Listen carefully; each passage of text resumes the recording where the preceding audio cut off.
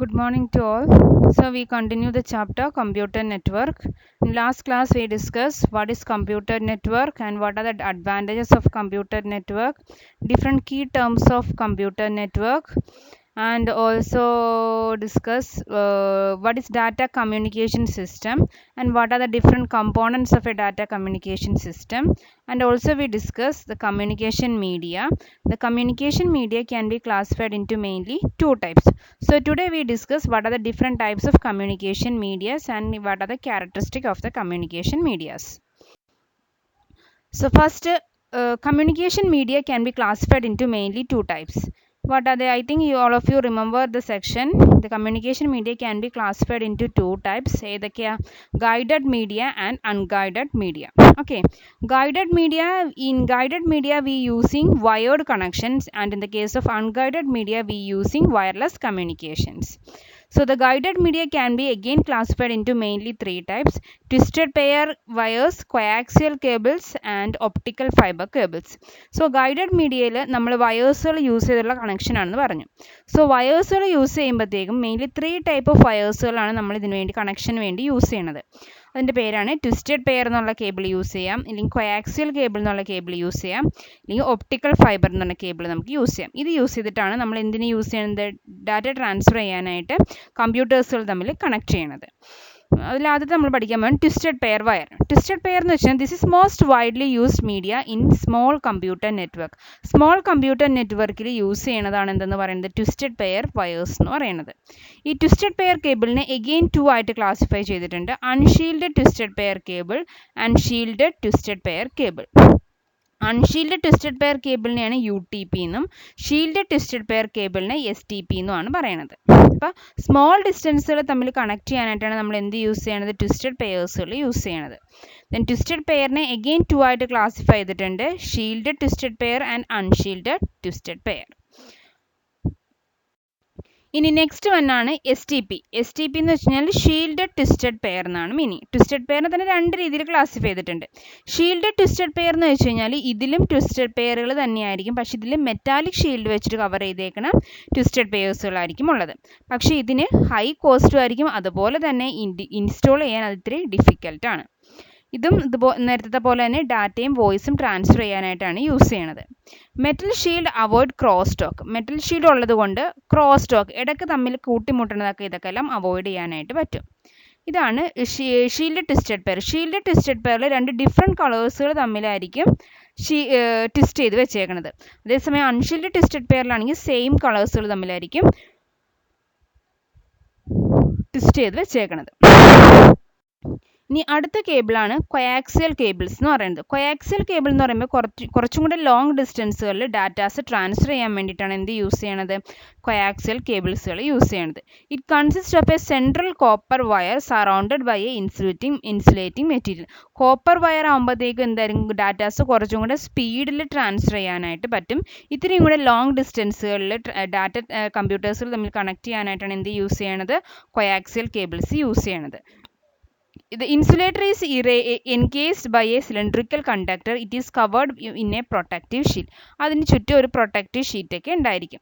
It is used in long distance telephone system, cable TV നെറ്റ്വർക്കിലൊക്കെയാണ് നമ്മൾ എന്ത് use ചെയ്യണം? Coaxial cables use ചെയ്തിട്ടാണ് ഇതിലൊക്കെ കണക്ട് ചെയ്യാനായിട്ട് യൂസ് ചെയ്യണത്.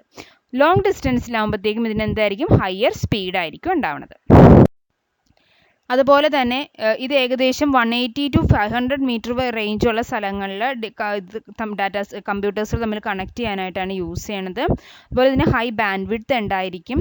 ട്വിസ്റ്റഡ് പെയറിനെക്കാട്ടും തിക്കറാണത്. അതുപോലെ ഫ്ലെക്സിബിൾ ആണ്, പക്ഷേ ഇൻസ്റ്റോൾ ചെയ്യാനായിട്ട് ഡിഫിക്കൽട്ടാണ്. ഇതാണ് ഒരു ഷീൽഡ് ട്വിസ്റ്റഡ് പെയറിൻ്റെ, ഇതാണ് ഒരു കൊയാക്സിയൽ കേബിളിൻ്റെ ഫിഗർ എന്ന് പറയുന്നത്. ഇതിൽ കോപ്പർ വയർ ഉണ്ട്, കോപ്പറിനെ കവർ ചെയ്തിട്ടൊരു ഇൻസുലേറ്റർ ഉണ്ട്, ഇൻസുലേറ്ററിനെ കവർ ചെയ്തിട്ടൊരു ഷീൽഡ് ഉണ്ട്, ഷീൽഡിനെയും പ്രൊട്ടക്ട് ചെയ്ത് ഒരു പ്രൊട്ടക്റ്റീവ് ജാക്കറ്റുകളുണ്ട്. അപ്പോൾ ഇത്രയും പ്രൊട്ടക്റ്റീവായ ഏരിയയുടെ ഉള്ളിൽ കൂടെ ആയിരിക്കും എന്ത് ചെയ്യണത്? ഡാറ്റാസ് എല്ലാം ട്രാൻസ്ഫർ ചെയ്യാനായിട്ട് പറ്റണത്. ഇനി അടുത്ത ടേമാണ് ഒപ്റ്റിക്കൽ ഫൈബർ എന്ന് പറഞ്ഞ കേബിൾ. ഒപ്റ്റിക്കൽ ഫൈബറിൽ നമ്മൾ ലൈറ്റിൻ്റെ ഫോമിലായിരിക്കും ഡാറ്റാസ് ട്രാൻസ്ഫർ ചെയ്യണത്. It is A long thin glass fibre through which data is transmitted as A light signal. അപ്പോൾ ഒരു ലൈറ്റ് ആയിട്ടായിരിക്കും ഇത് ട്രാൻസ്ഫർ ചെയ്യണത്. അപ്പോൾ ഇതിനെല്ലാം അബ്സോർബ് ചെയ്യാനായിട്ട് ഒരു ലൈറ്റ് സെൻസിറ്റീവ് ഡിറ്റക്ടർ ഉണ്ടാവും. They are reliable for transmitting huge amount of digital data at very high speed without errors ഒന്നും ഇല്ലാണ്ട് വളരെ ഹ്യൂജ് എമൗണ്ട് ഓഫ് ഡാറ്റ വളരെ ഫാസ്റ്റ് ആയിട്ട് ട്രാൻസ്ഫർ ചെയ്യാൻ നമുക്ക് എന്തിനെ യൂസ് ചെയ്യാം? ഒപ്റ്റിക്കൽ ഫൈബേഴ്സിന് യൂസ് ചെയ്യാം. ഇതിൻ്റെ അഡ്വാൻറ്റേജസ് ആണ് ഇവിടെ താഴെ പറഞ്ഞേക്കുന്നത്. ഹൈ ബാൻഡ് വിഡ്ത്ത് ഉണ്ട്, നോയ്സ് റെസിസ്റ്റൻസ് ആയിരിക്കും, ഹൈ സിഗ്നൽ ക്യാരിങ് കപ്പാസിറ്റി ഉണ്ട്, പക്ഷേ കോസ്റ്റ് വളരെ കൂടുതലാണ്. മെയിൻ്റനൻസ് ചെയ്യുമ്പോൾ എക്സ്പെൻസീവ് ആയിരിക്കും, ഇത് ഇൻസ്റ്റാൾ ചെയ്യാൻ ഡിഫിക്കൽറ്റിയും ആയിരിക്കും. ഇത്രയാണ് അതിൻ്റെ അഡ്വാൻറ്റേജ് ആൻഡ് ലിമിറ്റേഷൻ എന്ന് പറയുന്നത്. അപ്പം മെയിൻലി 3 ടൈപ്പ് ഓഫ് ഗൈഡഡ് മീഡിയയാണ് നമ്മളിപ്പോൾ പറഞ്ഞത്. Twisted pair, coaxial cable and optical fibre. Twisted പെയറിനെ എഗെയിൻ രണ്ടായിട്ട് ക്ലാസിഫൈ ചെയ്തിട്ടുണ്ട്, shielded twisted pair and unshielded twisted pair. Then coaxial കേബിളിൽ കോപ്പർ വയറാണ് യൂസ് ചെയ്യണത്. ഒപ്റ്റിക്കൽ ഫൈബറിനകത്ത് ഡാറ്റാസ് ട്രാൻസ്ഫർ ചെയ്യുമ്പോൾ എന്തിൻ്റെ ഫോമിലായിരിക്കും? Datas are transmitted in the form of light signals ആയിട്ടായിരിക്കും ഡാറ്റാസ് ട്രാൻസ്ഫർ ചെയ്യുന്നത്. സോ ലോങ് ഡിസ്റ്റൻസുകളിൽ ഡാറ്റാസ് ട്രാൻസ്ഫർ ചെയ്യാൻ നമുക്ക് എന്തിനെ യൂസ് ചെയ്യാം? ഒപ്റ്റിക്കൽ ഫൈബറിന് യൂസ് ചെയ്യാം. So using this optical fibre we can transferring A huge amount of data at very high speed. So ഇതാണ് അതിൻ്റെ ഒരു പിക്ചർ എന്ന് പറയുന്നത്. ഇനി അടുത്തത് അൺഗൈഡഡ് മീഡിയ. അൺഗൈഡഡ് മീഡിയ എന്ന് പറയുമ്പോൾ എന്താ? വയർലെസ് കമ്മ്യൂണിക്കേഷൻ ആണ് ഇവിടെ യൂസ് ചെയ്യുന്നത്. സോ വയേഴ്സുകൾ ഇല്ലാണ്ട് ഡാറ്റാസ് ട്രാൻസ്ഫർ ചെയ്യാൻ പറ്റുന്നത്. സോ വയർലെസ് കമ്മ്യൂണിക്കേഷൻ മെയിനായിട്ട് 4 ടൈപ്പ് വയർലെസ് കമ്മ്യൂണിക്കേഷൻ ആണുള്ളത്. അതിനുവേണ്ടി റേഡിയോ വേവ്സ് യൂസ് ചെയ്യാം, മൈക്രോവേവ്സ് യൂസ് ചെയ്യാം, ഇൻഫ്രാറെഡ് വേവ്സ് യൂസ് ചെയ്യാം, അതുപോലെ തന്നെ സാറ്റലൈറ്റ് ലിങ്കും യൂസ് ചെയ്യാനായിട്ട് പറ്റും. റേഡിയോ വേവ്സ് എന്ന് പറയുമ്പോഴത്തേക്ക് ഇപ്പോൾ നമ്മൾ FM റേഡിയോ ഒക്കെ തിരിക്കുമ്പോൾ ഓരോ ഫ്രീക്വൻസി മാറുന്ന അനുസരിച്ച് നമുക്ക് സിഗ്നൽസുകൾ കിട്ടിക്കൊണ്ടേയിരിക്കും ഇല്ലേ? അപ്പോൾ they propagate surface waves for long distance communication. ദൂരെയുള്ള സ്ഥലങ്ങളിൽ ലോങ് ഡിസ്റ്റൻസ് കമ്മ്യൂണിക്കേഷന് വേണ്ടിയിട്ടാണ് നമ്മൾ എന്ത് യൂസ് ചെയ്യണത്? റേഡിയോ വേവ്സ് യൂസ് ചെയ്യണത്. They have different frequencies from 3 kHz to 300 GHz. പല ഫ്രീക്വൻസിയിൽ പല വോളിയം ആയിരിക്കും നമുക്ക് കേൾക്കാനായിട്ട് പറ്റുന്നത്. FM റേഡിയോയിലൊക്കെ നമുക്ക് എന്താ യൂസ് ചെയ്യണത്? റേഡിയോ വേവ്സ് ആണ് നമ്മൾ യൂസ് ചെയ്യണത്. ഇനി അടുത്തതാണ് മൈക്രോവേവ് വേവ്സ് എന്ന് പറയുന്നത്. മൈക്രോവേവ് വേവ്സ് എന്ന് പറയുമ്പോൾ they are very high frequency radio wave, കുറച്ചും കൂടെ ഫ്രീക്വൻസി കൂടിയ റേഡിയോ വേവ്സ് ആണ്. They travel in free air in a straight line. എയറിൽ കൂടെ ഒരു സ്ട്രെയിറ്റ് ലൈനിൽ കൂടെ മാത്രമേ നമുക്ക് ഇതിലൂടെ ഡാറ്റാസ് ട്രാൻസ്ഫർ ചെയ്യാനായിട്ട് പറ്റുള്ളൂ. And can transmit data signals up to 40 miles with high bandwidth. ഏകദേശം 40 miles വരെ ഡാറ്റാസ് ട്രാൻസ്ഫർ ചെയ്യാൻ പറ്റും. ലോങ് ഡിസ്റ്റൻസിൽ ടെലികമ്മ്യൂണിക്കേഷനും സെല്ലുലാർ കമ്മ്യൂണിക്കേഷനിലും നമുക്ക് എന്തിനെ യൂസ് ചെയ്യാനായിട്ട് പറ്റും? മൈക്രോവേവ്സുകളാണ് നമ്മൾ യൂസ് ചെയ്യാറ്. ഇനി അടുത്തതാണ് ഇൻഫ്രാറെഡ് വേവ്സ് എന്ന് പറയുന്നത്. ഇൻഫ്രാറെഡ് വേവ്സ് എന്ന് പറയുമ്പോൾ കുറച്ചും കൂടെ ഹെഡ്സ് കൂടുതൽ, കുറച്ചും കൂടെ റേഞ്ച് കൂടിയ സ്ഥലങ്ങളിലും അല്ലെങ്കിൽ ഫ്രീക്വൻസി കൂടിയ ഇതിലുമാണ് നമ്മൾ എന്ത് യൂസ് ചെയ്യണത്? ഇൻഫ്രാറെഡ് വേവ്സ് യൂസ് ചെയ്യണത്. Infrared waves have A frequency range of 300 GHz to 400 THz വരെയുള്ള സ്ഥലങ്ങളിലാണ് ഇത് യൂസ് ചെയ്യുന്നത്. It is use for short range communication. Remote കൺട്രോളിൽ കോർഡ്ലെസ് മൗസിലൊക്കെ നമുക്ക് എന്തിനെ യൂസ് ചെയ്യാം? ഇൻഫ്രാറെഡ് വേവ്സുകൾ നമുക്ക് യൂസ് ചെയ്യാനായിട്ട് പറ്റും. അതുപോലെ it is line of sight transmission ആയിരിക്കും. Only 2 device at a time. അതായത് ഒരു സോഴ്സും സെൻറ്ററിനും മാത്രമേ അറ്റ് എ ടൈമിൽ കമ്മ്യൂണിക്കേറ്റ് ചെയ്യാനായിട്ട് പറ്റുള്ളൂ. ലോങ്ങർ ഡിസ്റ്റൻസിൽ ഇതിന് എങ്ങനെയായിരിക്കും? പെർഫോമൻസ് കുറവായിരിക്കും. ഷോർട്ട് ഡിസ്റ്റൻസിലായിരിക്കും ഇതിന് പെർഫോമൻസ് കൂടുതൽ ഉണ്ടാവുകയുള്ളൂ. ലോങ്ങർ ഡിസ്റ്റൻസിൽ പെർഫോമൻസ് വളരെ കുറവായിരിക്കും.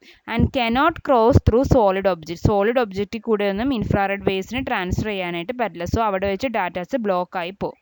അപ്പോൾ നമുക്ക് സോഴ്സിൽ നിന്ന് സെൻറ്ററിലേക്ക് ഡാറ്റാസ് ട്രാൻസ്ഫർ ചെയ്യുമ്പോൾ സോളിഡ് ഒബ്ജക്റ്റ് ഇതിൻ്റെ ഇടയിൽ ഉണ്ടെങ്കിൽ അവിടെ വെച്ച് ഇത് ഹൈഡ് ചെയ്ത് പോകാനായിട്ടുള്ള ചാൻസുകളും കൂടുതലാണ്.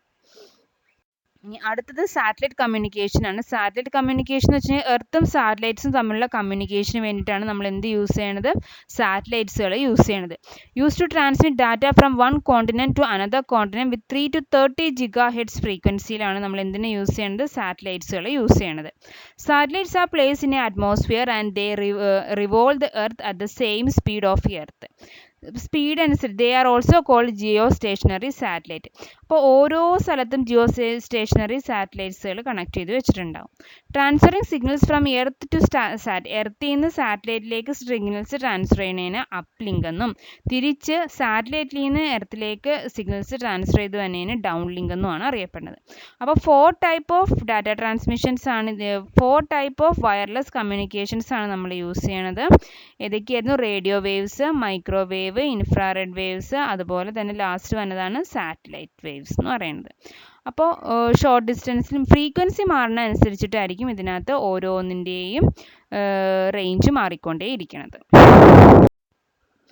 ഇനി അടുത്തത് പറയുന്നത് wireless communication technology using radio waves use ചെയ്യണ വയർലെസ് കമ്മ്യൂണിക്കേഷൻ ടെക്നോളജീസ് ഏതൊക്കെയാണ്? മെയിൻലി 3 ടെക്നോളജീസ് ആണ്. നിങ്ങൾക്കെല്ലാം familiar Bluetooth, wifi, WiMAX. Okay, Bluetooth എന്ന് പറഞ്ഞാൽ എന്താ? നമ്മൾ മൊബൈൽസുകൾ അടുപ്പിച്ച് മൊബൈൽസുകൾ വെച്ചിട്ട് ഷോർട്ട് ഡിസ്റ്റൻസിൽ ഡാറ്റാസ് ട്രാൻസ്ഫർ ചെയ്യേണ്ട. അപ്പോൾ നമ്മളിവിടെ എന്തെങ്കിലും വയേഴ്സുകൾ കണക്ട് ചെയ്യേണ്ട ആവശ്യമുണ്ടോ? ഇല്ല. വയർലെസ് ആയിട്ട് ഡാറ്റാസ് ട്രാൻസ്ഫർ ചെയ്യാൻ വേണ്ടിയിട്ടാണ് നമ്മൾ എന്ത് യൂസ് ചെയ്യുന്നത്? ബ്ലൂടൂത്ത് യൂസ് ചെയ്യുന്നത്.